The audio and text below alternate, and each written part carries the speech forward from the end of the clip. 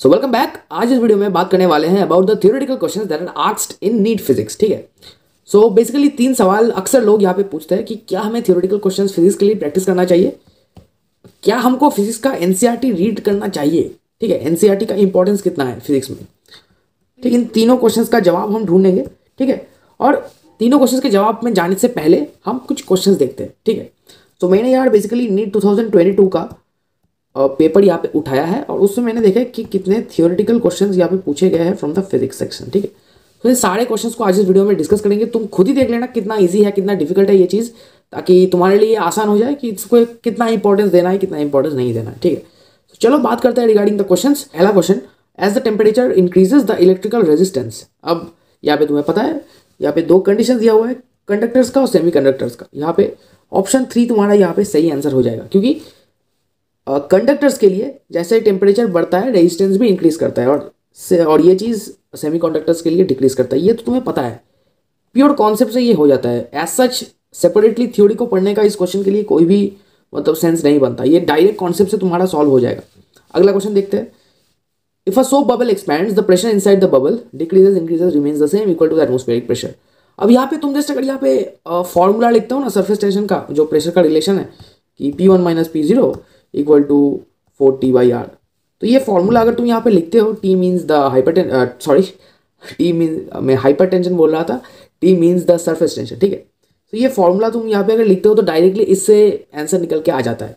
Soap bubble expand, expand मतलब radius increase कर रहा है, तो रेडियस इंक्रीज कर रहा है तो प्रेशर का डिफरेंस ऑब्वियसली यहाँ पे डिक्रीज करेगा, इन्वर्स रिलेशन, और वही होगा तुम्हारा आंसर।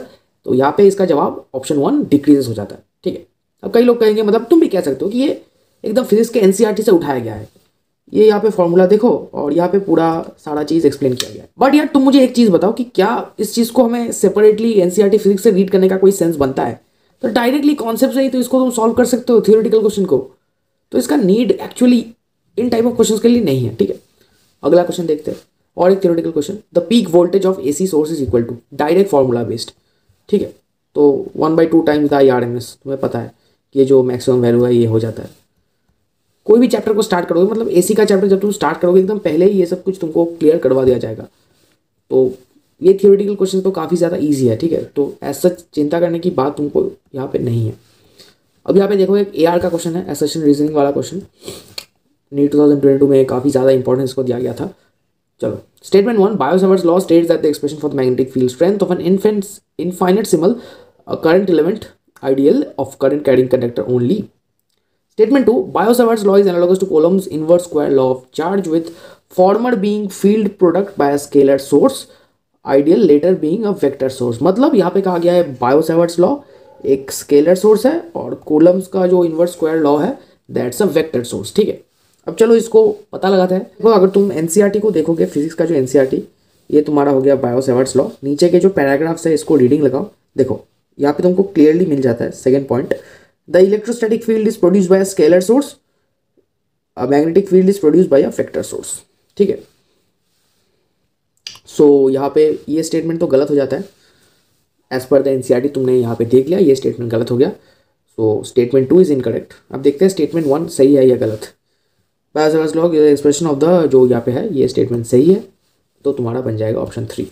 और यहाँ पे तुम अगर पूछो कि भाई आपने रीजनिंग पहले पढ़ा उसके बाद आपने असर्शन पढ़ा, ऐसे तो हम सॉल्व नहीं करते। तो ये भी एक टेक्निक है, मैंने अपने प्रिपरेशन के टाइम इसको सीखा था, इसको लेके किसी अलग वीडियो में हम बात करेंगे आगे चल के।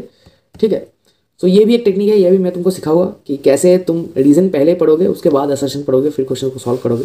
ठीक है, अगर तुम्हें पता है तो वेल एंड गुड। आगे बढ़ते हैं, अगला सवाल, ये एम्पेरिकल सर्किटल लॉ का एक सवाल है, क्वेश्चन है। ठीक है, तो एनसीईआरटी में एक डायग्राम है इस टाइप का, तो इससे यार ये सॉल्व हो जाता है। तुम 1 सेकंड के लिए स्क्रीन को पॉज करके क्वेश्चन को एक बार रीड कर लो, 4 ऑप्शन तुम मैच करोगे, ऑप्शन 3 तुम्हारा आंसर निकल के आ जाएगा। ठीक है, बट ये तुमको नॉर्मली तुम किसी भी किताब से क्वेश्चन सॉल्व करो ऐसा एग्जाम तुमको मिलेगा, तो ये जो ग्राफ है तुम्हारे दिमाग में हर टाइम के लिए सेट रहेगा, मतलब वाइल डूइंग द क्वेश्चन ये ग्राफ सेट होगा तुम्हारे दिमाग में। तो एज सच तुमको इस स्पेसिफिक क्वेश्चन के लिए फिजिक्स का एनसीईआरटी का ज़रूरत नहीं पड़ता। आगे बढ़ते हैं, ये भी फिर से एक असर्शन रीजनिंग का सवाल यहाँ पे बन जाता है। तो देखो इसको, अ कॉइल ऑफ स्प्रिंग, ओके पहले मैं रीजन पढ़ रहा हूँ। ठीक है, पहले देखते हैं रीजन सही है या गलत। A coil of spring of copper has more tensile strength than a steel spring of same dimensions. Tensile strength का डिफरेंस यहाँ पे पूछा है, टेंसाइल स्ट्रेंथ किस में ज़्यादा है किस में कम है। ये तो तुमको पता है कि टेंसाइल स्ट्रेंथ स्टील का ज़्यादा है, कॉपर का कम है। सो यहाँ पे आइदर तुम्हारा ऑप्शन 3 और 4 होगा, ठीक है, क्योंकि ये स्टेटमेंट है तुम्हारा फॉल्स। अब पहला वाला यहाँ पे पढ़ते हैं, the stretching of a spring is determined by the share modulus of a material of the spring.